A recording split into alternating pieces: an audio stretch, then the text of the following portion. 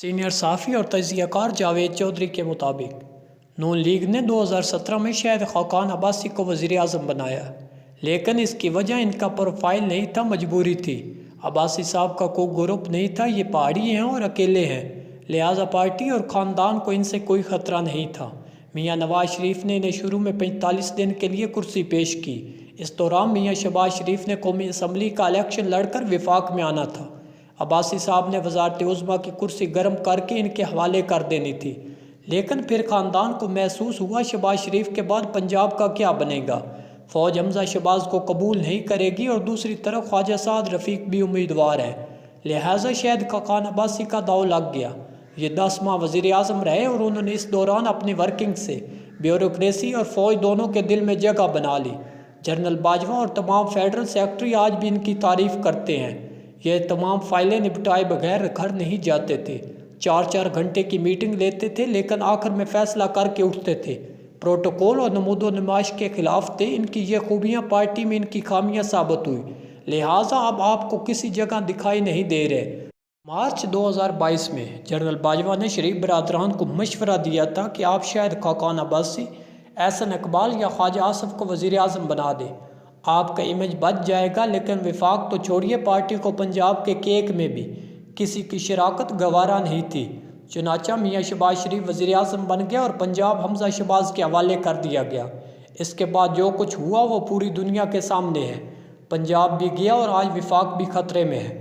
ملک میں اگر الیکشن ہوں گے اور نون لیگ جیت گئی تو پھر 4 امیدوار میدان میں ہوں گے: میاں نواز شریف، میاں شہباز شریف، مریم نواز اور حمزہ شہباز شریف۔ ملک میں 5 بڑے عہدے ہیں: صدر، وزیر اعظم، وزیر خارجہ، وزیر اعلیٰ پنجاب اور وزیر خزانہ۔ اسحاق ڈار نون لیگ کے مستقل وزیر خزانہ ہے۔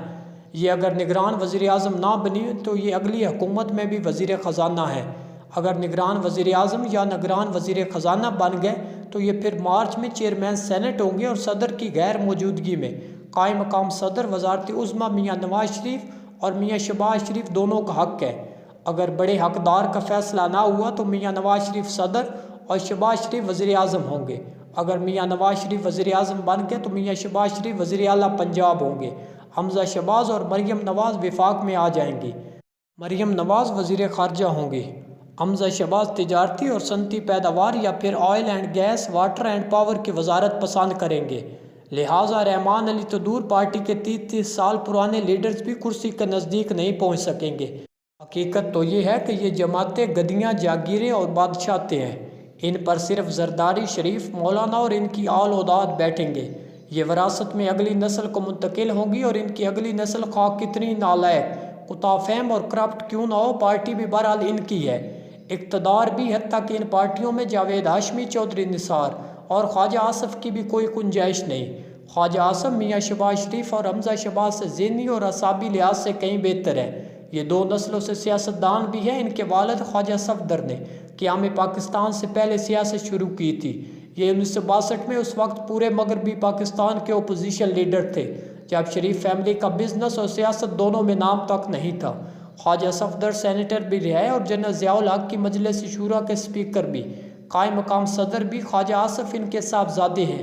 یہ 1991 سے وزیر اعلیٰ اور وزیر اعظم کی خواہش میں ہاتھ باندھ کر شریف فیملی کے پیچھے کھڑے ہیں، مگر آج تک انہیں وہ کرسی نصیب نہیں ہوئی جس کے بارے میں نوجوان رحمان علی کا دعویٰ تھا۔ یہ واقعہ 11 جولائی کو پیش آیا۔ نوجوان نے کہا، آپ جن نوجوانوں کو لیپ ٹاپ دے رہے ہیں یہ ایک دن آپ کی کرسی پر بیٹھیں گے۔ یہ سن کر وزیر اعظم اپنی کرسی سے اٹھے، نوجوان کو گلے لگائے اور اسے لا کر اپنی کرسی پر بٹھا دیا۔ یوں نوجوان کی آرزو پوری ہو گئی۔ میڈیا نے یہ کلپ چینلز پر دکھایا، اخبارات میں خبر چھپ گئی، نوجوان سوشل میڈیا پر وائرل ہو گیا۔ حکومت کی مارکیٹنگ ٹیم نے فوری طور پر نوجوان کی آرزو اور وزیر اعظم کی دریا دلی کو سرکاری اشتہار بنا دیا۔ یہ اشتہار آج کل ہر ٹیلی ویژن چینل پر دن میں 30 مرتبہ دکھایا جاتا ہے۔ یہ پولیٹیکل سٹینڈ کے لحاظ سے شاندار ہے۔ نوجوان نے جذبات کے اندھے پن میں اپنی احمقانہ خواہش کا اظہار کر دیا۔ وزیر اعظم نے مارکیٹنگ کی شاندار اور سستی اپرچونٹی کیچ کر کے واہ واہ کرا لی، مگر سوال یہ ہے، کیا یہ نوجوان یا اس بیک گراؤنڈ کا کوئی دوسرا نوجوان واقعی پاکستان کا وزیر اعظم بن سکتا ہے؟ ہرگز ہرگز نہیں۔ وزارت عظمیٰ تو دور، یہ نوجوان رحمان علی اس ملک میں مشیر یا وزیر بھی نہیں بن سکتا، کیونکہ ملک میں اس وقت 4 بڑی سیاسی جماعتیں ہیں: پاکستان پیپلز پارٹی، مسلم لیگ نون، تحریک انصاف اور JUI سوال یہ ہے، کیا یہ نوجوان یا اس جیسے نوجوان چاروں جماعتوں کے قائدین بن سکتے ہیں، یا یہ جماعتیں انہیں وزیر، مشیر، وزیر اعظم یا صدر بنا سکتی ہے؟ پاکستان پیپلز پارٹی میں بھی یہی صورتحال ہے۔ گو پارٹی نے 2008 میں یوسف رضا گیلانی کو وزیر اعظم بنایا، مگر اس کی 3 وجوہات تھی۔ اول، آصف علی زرداری صدر بننا چاہتے تھے، یہ وزارت عظمیٰ کی مصروفیات میں اپنا وقت ضائع نہیں کرنا چاہتے تھے۔ دوسرا، بلاول بھٹو کی عمر اس وقت 20 سال تھی، یہ وزارت عظمیٰ کے لیے مقررہ حد سے چھوٹے تھے۔ اور تیسرا، پارٹی کی باغ آصف علی زرداری کے ہاتھ میں تازہ آئی تھی، یہ تگڑے دھڑوں کو ناراض کرنے کا رسک نہیں لے سکتے تھے، چنانچہ انہوں نے سندھ میں سید قائم علی شاہ اور وفاق یوسف رضا گیلانی کے حوالے کر دیا، لیکن حکومت بہرحال زرداری صاحب کے پاس ہی رہی۔ بلاول بھٹو زرداری اب سمجھدار ہو چکے ہیں، چنانچہ پارٹی کی طرف سے اب یہی وزارت عظمیٰ کے امیدوار ہیں۔ آصفہ بھٹو بھی ماشاءاللہ ٹرینڈ ہو رہی ہیں، یہ بھی 5-6 سال میں ملک اور پارٹی کی قیادت کے قابل ہو جائیں گی۔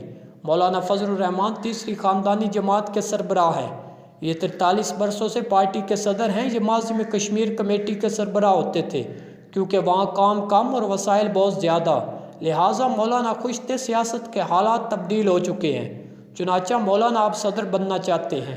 ان کے سمدی حاجی غلام علی اس وقت KPK میں گورنر اور صاحبزادے اسد الرحمان کمیونیکیشن کے وفاقی وزیر ہیں۔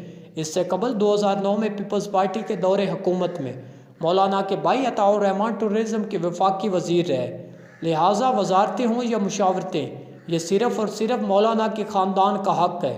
آپ اسی طرح ANP کو بھی دیکھ لیں، اگر آپ باچا خان کے خاندان سے ہیں تو پارٹی کی قیادت و اہم وزارتیں دونوں آپ کا حق ہے، ورنہ دوسری صورت میں آپ بلور ہی کیوں نہ ہوں، ایک خاص حد کے بعد آپ کے تمام پر جل جائیں گے اور پیچھے رہے گی PTI۔ تو سوال یہ ہے، کیا پارٹی کا کوئی ورکر چیئرمین یا وزیر اعظم بن سکتا ہے؟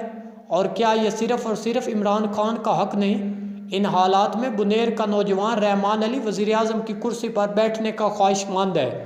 اس کا خیال یہ ہے، یہ ایک لیپ ٹاپ کے ذریعے کبھی نہ کبھی وزیر اعظم بن جائے گا۔ یہ کتنا بے وقوف شخص ہے، یہ اتنا بھی نہیں جانتا اس کو وزیر اعظم کی کرسی پر بٹھا کر اس کی صرف تصویر کھینچی جا سکتی ہے، یہ تصویر بھی صرف اشتہار کا پیٹ بھر سکتی ہے۔ ملک کی اصل حقیقت یہ ہے، یہاں خواجہ آصف، خواجہ سعد رفیق بھی آرزوؤں کی گٹھریاں اٹھا کر قبر کے نزدیک پہنچ گیا، جبکہ یہ نوجوان ایک لیپ ٹاپ اور کالج میں ٹاپ کر کے براہ راست وزیر اعظم بننا چاہتا ہے۔ کاش یہ نوجوان یہ جان لے، یہ پارٹیاں سیاسی جماعتیں نہیں، یہ فیکٹریاں اور جاگیریں ہیں، اور جاگیروں اور فیکٹریوں کو لیڈر نہیں چاہیے ہوتے، مزدور اور غلام چاہیے ہوتے ہیں۔ آپ کو اگر یقین نہ آئے تو آپ کسی بھی پارٹی کا پروفائل اٹھا کر دیکھ لیں، آپ کو اس میں دانشور، پروفیسر، سائنسدان اور یونیورسٹی ٹاپر نہیں ملیں گے۔ کیوں نہیں ملیں گے؟ کیونکہ یہ لوگ آزاد ہوتے ہیں، یہ غلامی کے لیے تیار نہیں ہوتے، چنانچہ پارٹیوں کے دروازے ان کے لیے بند ہیں۔ پارٹیوں میں صرف وہ لوگ آتے ہیں جو ہاتھ باندھ کر کھڑے ہو سکے، واہ جی کر سکے۔ عمران خان اس صورتحال میں امید کی نئی کرن تھا، قوم کو اس سے بہت امیدی تھی، لیکن یہ بھی حقائق کی دنیا سے نکل کر اس روحانی سمت نکل گیا جہاں سے پیر مرید اور زائرین کی واپسی ممکن نہیں ہوتی۔ چنانچہ میری نوجوان رحمان علی سے درخواست ہے، آپ کو لیپ ٹاپ مل گیا، آپ کو مبارک ہو، اب آپ مہربانی فرما کر کرسیوں کا خواب دیکھنا بند کریں، کوئی باعزت نوکری تلاش کریں، شاندار زندگی گزاریں۔ وہ کرسی جس تک خواجہ آصف نہیں پہنچ سکا، آپ اس کے سائے تک نہیں جا سکیں گے۔ بے وقوف نہ بنیں۔